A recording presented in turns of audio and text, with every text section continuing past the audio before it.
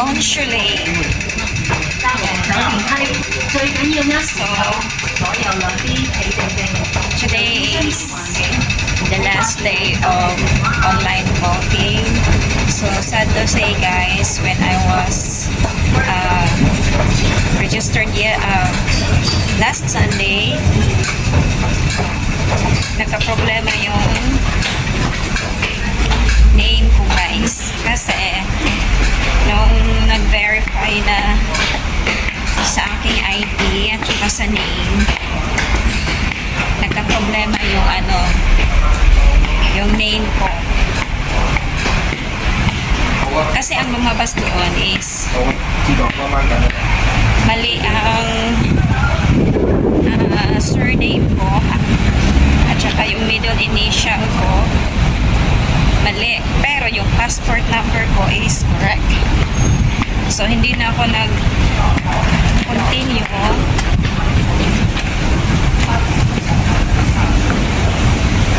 At ngayon ang pakay ko is pumunta ng consulate, which is today, para i-correct siya.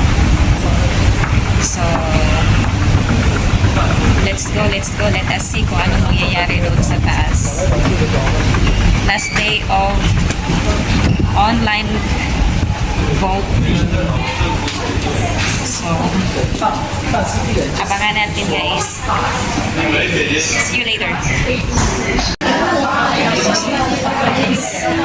So dito pala yan guys.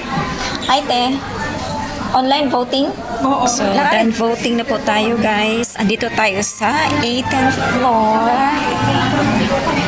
Magkape muna tayo guys.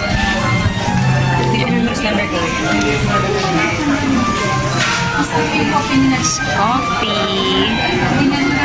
Mga kababayan natin. Let's start.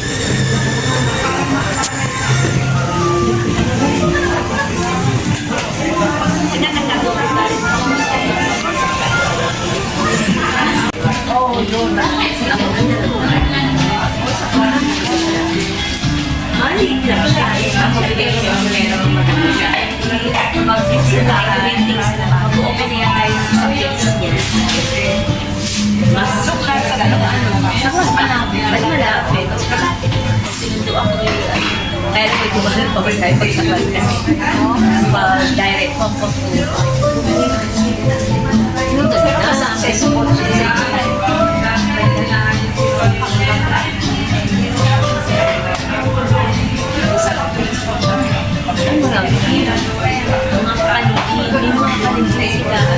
Tapos exotic yung mga Pangas West, yung mga kusino. Last one, ate, ano tayo? The best. Hindi ko alam ang nalagay. Sa amin, part namin, actually. Kahit sabihin, mabibilin ko yan sa Manila, iba pa rin kinain natin. Yan sa Pilipinas, iba-ibang mga ano sa pagkain.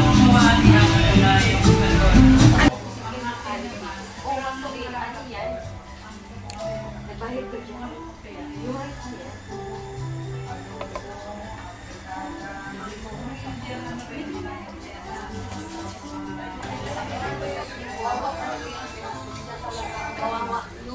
Kasama ko mga gawin.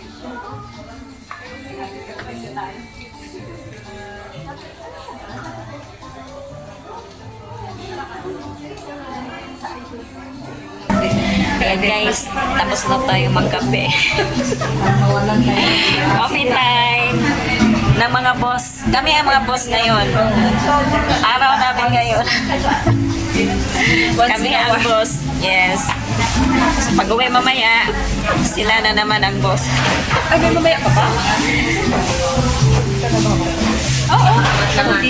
Tumakas lang ako. Ay, hindi mo di-off? Hindi. Di-off pa natin yun. Hindi natin di-off ngayon. Di-off namin. Tuesday. Di-off namin. Oh, okay. Sarap naman ang buhay. Kahapon yung di-off at saka nung Sunday. Tatlong days yung day off niyo? Hindi. Tuesday talaga day off niya. Kahapon holiday ko. Ah, okay. Hindi kami pinag-holiday. Bayad ko kami. Siya hindi. Ako nag-holiday. May nakasama na akong isa. Yung holiday. Kasama ng 5,000. Okay din yun. At least may bayad. Minsan gala-gala ka the whole day tapos mag-i-expend ka ng pera. Kaya mas pinili namin itong Tuesday. Less gas. Pag Sunday, Diyos ko, ayaw ko na. Ang mga kaibigan natin. Kaya nga, muna na ako sa inyo. Enjoy kayo sa day off. Guys. Yung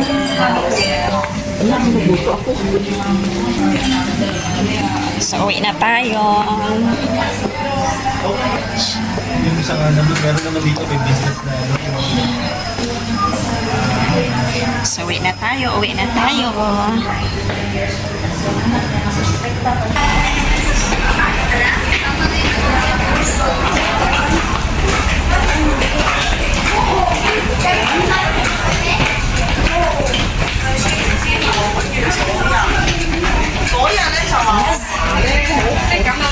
So, what's up guys?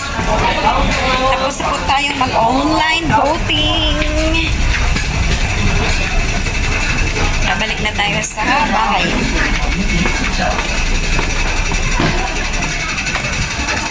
So, balik na tayo sa bahay. Kasi, tapos na ako mag-vote. Tayo.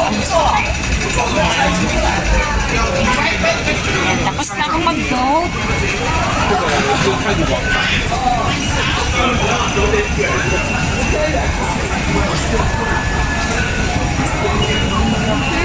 Saan ba yan? Actually guys, nagpaalam lang ako sa aking bossing na lalabas saglit para mag-vote.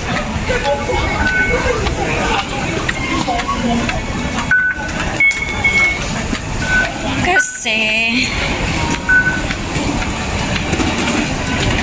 nung nag-online registered ako sa aking phone, mali yung name ko na naka-register doon. Kaya, kinancel ako at hindi ko tinuloy ang pag-register online. So, nagpunta na lang ako dito sa consulate personally para magpa-assist. And, thanks God, successful naman. So, yun. Kaya guys, sa mga boboto dyan sa Pilipinas, cast your vote wisely guys. Piliin nyo yung may malasakit sa kapwa, may malasakit sa mga mahihirap, yung mga pangako na kanyang ginagawa nung nakaraang eleksyon, yun ang iboboto nyo ulo. Huwag yung mga puro lang pangako. So, good luck guys, and I'm wishing na yung binoboto natin ay siyang mananalo. Pray lang guys na lahat ng binoto natin sa PDP is papasok lahat. Sana hindi dadayain. Lalo na itong mga boto sa OFW. Actually, I'm not confident sa online voting talaga guys. Kasi may dayaan talagang nangyayari. Experience ko lang dito sa consulate online voting. Yung nag-a-assist sa akin, alam nila yung password. So, may possible na, yun nga, wag naman sana, possible nilang dadayain yun. Kasi, alam nila yung password. Sila yung gumawa ng account ko. Alam nila yung password. So, pag may utos sa taas, tas lang magagawa. Pwede nilang i-open yun kasi alam nila yung password. Kaya good luck na lang talaga. Kaya straight vote PDP, i-block nyo para mahirapan silang mandaya. Kung may dayaan man, mahihirapan pa rin silang habulin. So Good luck, Pilipinas. Let's pray for the successful, peaceful senatorial elections nitong 2025. God bless.